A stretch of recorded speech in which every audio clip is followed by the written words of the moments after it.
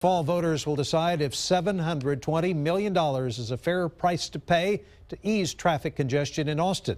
Improvements will be made at major streets like Lamar, Burnett, Airport Boulevard, that is, and Martin Luther King Jr. Boulevard. According to the City Council, it'll take 15 years to finish all of those projects with the staff that they have right now. And even if they hired 25 additional full-time city employees, it will take about a decade to finish. If we all of a sudden drop $720 million in their lap, as we said, this is more than put together, than they've had to do in the last, 15 years. So all of a sudden you got to ramp up all of those agencies, all of those local agencies, Department of Public Works, Department of Transportation, all sort of working to get this stuff on the ground. And frankly, we've never given them this kind of workload. Right now, Austin taxpayers are waiting for the city to spend more than $3 million from the Austin Transportation Bond that was passed in 2010.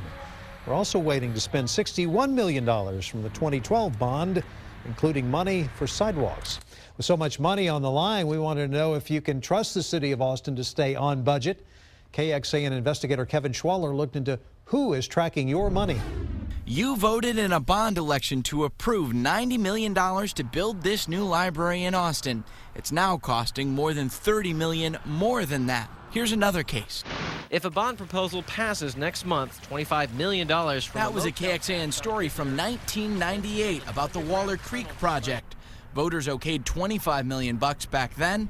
Now, improvements could reach more than $163 million. One of the interesting things about bonds is you have to guess the future. So you have to guess several years into the future how much concrete will cost or how much land will cost. So it's an inexact science. Drew Sheberly with the Greater Austin Chamber of Commerce says that's one of the reasons bond proposals can go over budget. By and large, the city does a good job. They've got a good bond rating. He says the chamber is sure voters will get a clear understanding of what they're approving this time. We have to be very, very vigilant. City Council member Don Zimmerman is one of the most vocal council members when it comes to questions about spending.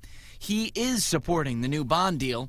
Zimmerman thinks Austin needs traffic relief, but he wants to watch the spending, starting with the promise you see at the ballot box. So we're going to have explicit ballot language that commits certain amount of money to a certain project. If not, Zimmerman says he will work to kill the bond. Kevin Schwaller, KXAN, investigating. City of Austin also has a bond oversight committee and a capital planning office that monitors bond issues. Online now, we also have a look at how the city is spending some of the money from previous bond issues. Live picture now at the First Warning Traffic Center from Interstate 35 South at Slaughter Creek. The overpass there is coming down. Demolition work on a bridge that 58 years old began there tonight. And both directions will be closed later this evening and tomorrow night with traffic sent onto the frontage roads. We've got complete details on the closure this weekend at KXAN.com. A quick note.